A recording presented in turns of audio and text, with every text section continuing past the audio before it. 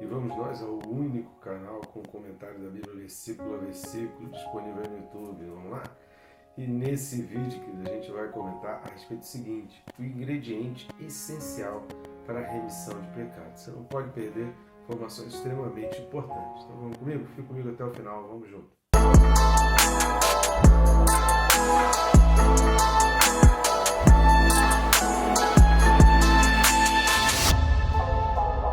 Antes de qualquer coisa, não deixe de se inscrever no canal. Rápido e fácil, você vai clicar aí embaixo para se inscrever. Pronto, aproveita e clica no sininho e marca aí a opção todas, para que você seja notificado a cada vídeo novo, cada novidade que tiver no nosso canal. Tá certo? Então vamos lá, o texto desse vídeo, Hebreus capítulo 9, os versículos são 21 e 22. Hebreus 9, 21 e 22 diz assim: igualmente também aspergiu com sangue o tabernáculo e todos os utensílios do serviço sagrado. Com efeito, quase todas as coisas, segundo a lei, se purificam com sangue, e sem derramamento de sangue não há remissão. Muito importante, informações aqui essenciais que vão complementar os últimos, principalmente os últimos 3 vídeos. Então é muito importante que você assista os últimos 3 vídeos, principalmente aí a partir do versículo 15 de Hebreus 9, para que você tenha então esse entendimento completo daquilo que está sendo falado aqui.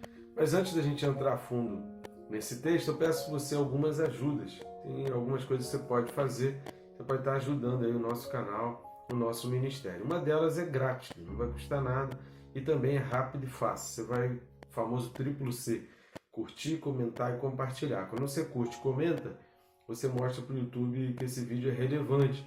E aí ele recomenda, ele faz aquela indicação para as outras pessoas. E compartilhando, você envia para pessoas que talvez nunca receberiam essa recomendação.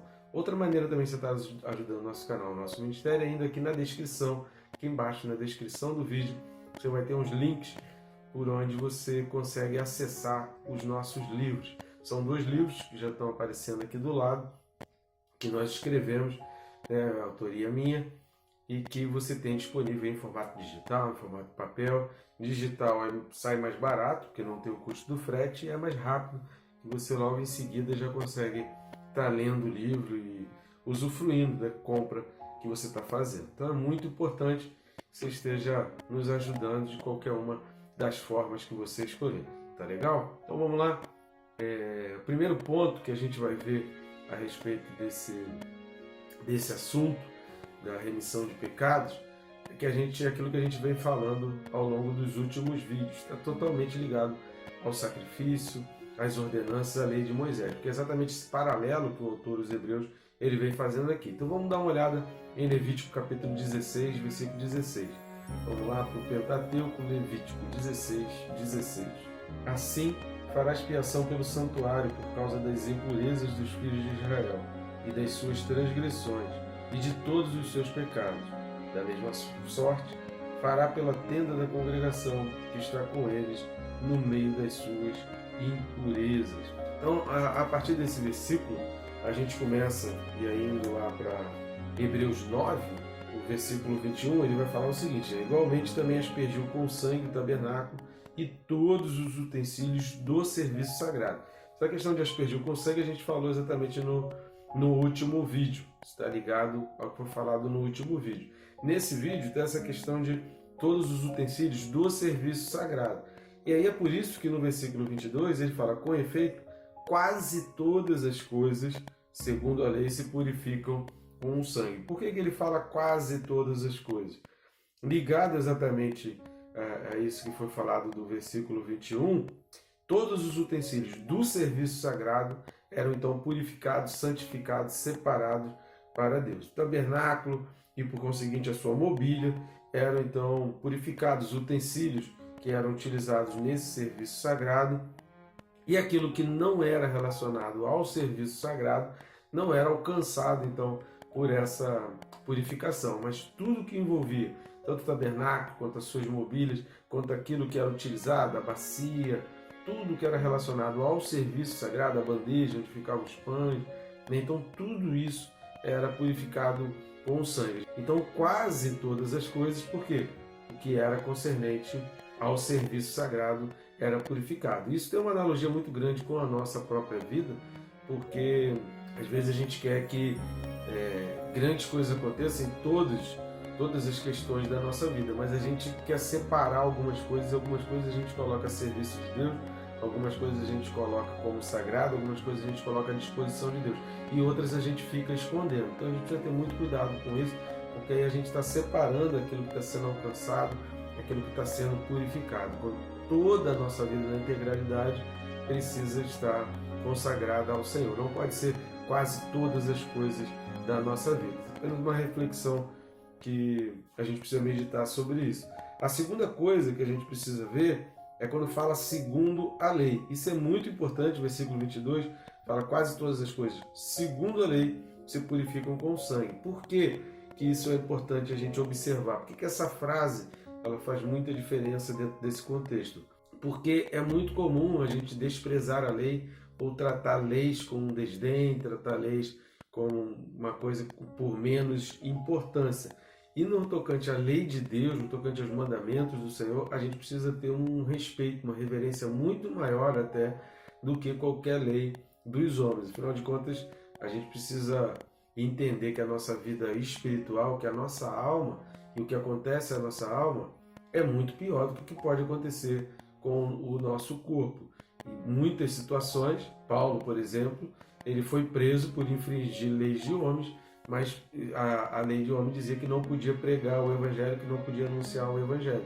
Então, entre cumprir a lei do homem e cumprir a lei de Deus que ordenava evangelizar e pregar o evangelho, ele prevaleceu, para ele, na vida dele, prevaleceu o pregar o evangelho e cumprir as leis de Deus. Então, quando se chocam, as leis de Deus, elas sempre prevalecem. Por quê? Porque a gente precisa entender que as leis espirituais são algo sério. Então, quando fala segundo a lei, está falando que a gente precisa dar às leis de Deus, às ordenanças de Deus, a merecida importância, que às vezes a gente não coloca. Por isso que é muito perigoso quando você ouve pastores, ouve mensagens da pessoa dizendo que o Antigo Testamento não serve para mais nada, essas leis são ultrapassadas, o povo judeu não presta, esse tipo de coisa, desprezando, que pode induzir você a tratar a lei de Deus como algo de pouca importância, algo que não se deve dar atenção. A gente vem falando ao longo aqui da Carta aos Hebreus, de toda a carta, desde o primeiro vídeo da Carta aos Hebreus, a importância que tem da gente entender os princípios e a gente ver que Deus não mudou, que os princípios, os valores, o recado que foi dado, o efeito de tudo que está na lei continua valendo. O que muda é que Jesus se fez o sacrifício, Jesus se fez o tabernáculo. Em Jesus nós entramos no Santo dos Santos. Agora, se eu não entendo o tabernáculo, se eu não entendo o sacrifício, se eu não entendo o Santo dos Santos, se eu não respeito as ordenanças de Deus, se eu não entendo os efeitos que Deus está colocando na sua lei, relacionados ao sacerdócio, ao sacrifício, para tudo isso, a purificação, a remissão de pecados, aí eu estou desprezando completamente a lei e eu estou tratando a lei abaixo daquilo que ela precisa ser tratada. Então o autor ele faz questão de frisar isso, segundo a lei, para enfatizar a importância que tem que ser dada à lei. Até porque ele estava escrevendo para judeus, ele jamais iria escrever, não sei se foi Paulo, né? Eu acredito muito que tenha sido Paulo, mas alguém muito parecido com Paulo, ele jamais iria se desfazer do outro para tentar explicar alguma coisa. Então, nunca que isso iria acontecer. Então, isso é muito importante a gente entender esse segundo a lei que o autor faz questão de colocar aí na carta aos Hebreus. E aí, por fim, ele fala: sem derramamento de sangue não há remissão de pecados. Vamos dar uma lida em Levítico 17, versículo 11. Vamos novamente lá para o livro da lei, Levítico capítulo 17, versículo 11. Porque a vida da carne está no sangue. Eu vou-lo tenho dado sobre o altar para fazer expiação pela vossa alma, porquanto é o sangue que fará expiação em virtude da vida. A gente já viu e a gente já comentou sobre isso aqui em vídeos anteriores, e a gente vem na realidade explicando muito a respeito disso. Os versículos de 16 a 18 aqui de Hebreus 9 já traz essa observação e traz esses detalhes. A gente vem trazendo com riqueza a importância da observação e a importância do derramamento de sangue. E esse é um princípio fundamental. Esse é o princípio básico, esse é o princípio basilar. Por quê? Essa questão do derramamento de sangue para a remissão de pecados não teria a menor necessidade se não tivesse o pecado. E quando que começa isso? Qual foi o primeiro derramamento de sangue para a remissão de pecado? Está lá em Gênesis 3. Está logo na sentença que Deus dá, porque o homem fica com vergonha e para cobrir a vergonha ele faz folhas. Só que as leis espirituais, como a gente tem enfatizado aqui, são mais importantes do que as leis materiais. E aí, para isso, para que essa vergonha fosse aplacada, foi preciso fazer um sacrifício. E o primeiro sacrifício foi feito exatamente para cobrir a vergonha de Adão e Eva. Então, dali até a volta de Jesus Cristo, essa questão do derramamento de sangue, ela traça todas as linhas, todas as histórias bíblicas, elas vão circular, é como se a gente fosse fazer uma linha reta aqui a respeito do derramamento de sangue e toda a Bíblia girasse em torno dessa linha, sem fugir dessa linha e sem se afastar dessa linha. Então, o derramamento de sangue ele é fundamental porque esse é um princípio. Esse é um princípio para a remissão de pecados. Vamos dar uma lida em Levítico capítulo 5, versículos de 11 a 13. Levítico 5, de 11 a 13. Porém, se as suas posses não lhe permitirem trazer 2 rolas ou 2 pombinhos, então aquele que pecou trará por sua oferta a 10ª parte de um efa de flor de farinha como oferta pelo pecado. Não lhe deitará azeite, nem lhe porá em cima incenso, pois é oferta pelo pecado. Entregá-la ao sacerdote, e o sacerdote dela tomará um punhado como porção memorial, e a queimará sobre o altar, em cima das ofertas queimadas ao Senhor. É oferta pelo pecado. Assim, o sacerdote, por ele, fará oferta pelo pecado que cometeu em alguma destas coisas. Ele será perdoado. O restante será do sacerdote, como a oferta de manjares. Então a oferta era feita para a remissão de pecados, para o perdão de pecado. O perdão era alcançado, ou seja, a ira, a propiciação é aquele afastamento da ira de Deus, é onde entra a misericórdia de Deus, onde a gente é alcançado por um favor que a gente não merecia, e a isso dá-se o nome de graça. E a graça é esse favor que Deus faz, porque pelo pecado o ser humano merece o castigo final, mas Deus não dá esse pecado, e o nome disso é graça. Deus nos alcança, Deus nos dá o favor que a gente não merecia, e a misericórdia, Deus deixa de dar o castigo que a gente merecia. Então tem esse sentido inverso. Agora, a própria Bíblia, a própria lei de Deus, é muito interessante a gente olhar por que esse capítulo 5, aqui do 11 ao 13, isso é importante. Porque de acordo com as suas posses, às vezes a pessoa não tinha um animal, às vezes era muito pobre para ter um animal, para ter um gado, ou para conseguir um animal para oferta. Então a Bíblia abria exceções sem seu sangue. Porém, aquela exceção também tinha uma regra. Então, até na exceção existe uma regra, até na exceção existem princípios. E que o sacerdote deveria receber aquele manjar como se fosse um animal, e ele deveria executar as mesmas funções como se fosse um animal. Além do caráter substitutivo que isso vai trazer exatamente sobre a pessoa de Jesus, em substituição a todos os animais do Antigo Testamento, também vai representar que Deus tem a sua compreensão, Deus entende as posses de cada um. É óbvio que ninguém iria mentir, né? Vou deixar de matar um animal, vai entregar ali. Fosse fazer isso, que aconteceu com Ananias e Safira. E o interessante é observar como Deus é organizado até nas exceções, porque até na exceção tem norma. O fato de ser uma exceção não significa que é de qualquer jeito. Tem norma, tem regra e precisa ser tratado. Por quê?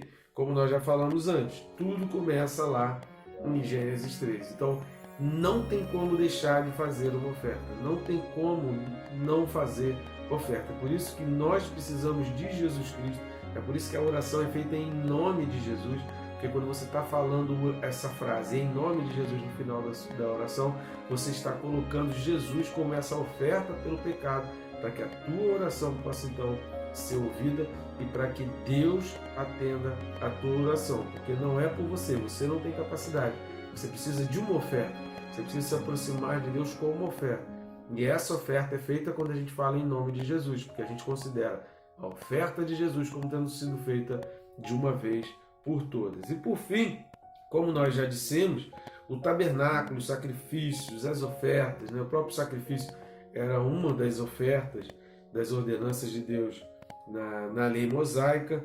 O sacerdócio, com a maneira geral, ou seja, toda a lei, é a representação terrena daquilo que é espiritual. Então, toda a lei é uma representação terrena. Sem derramamento de sangue, não há remissão de pecado. Não tem como ter pecado perdoado sem essa consideração. Não tem como ter pecado perdoado hoje sem a representação da pessoa de Jesus. Hoje não precisamos mais do animal e nem do manjar, nem da forjefa de farinha, mas nós precisamos que seja em nome de Jesus. É em Jesus, por Jesus, através de Jesus e com Jesus que a gente alcança a remissão dos pecados. Sem isso, não tem jeito, não tem como recorrer a nenhum outro que não derramou o seu sangue.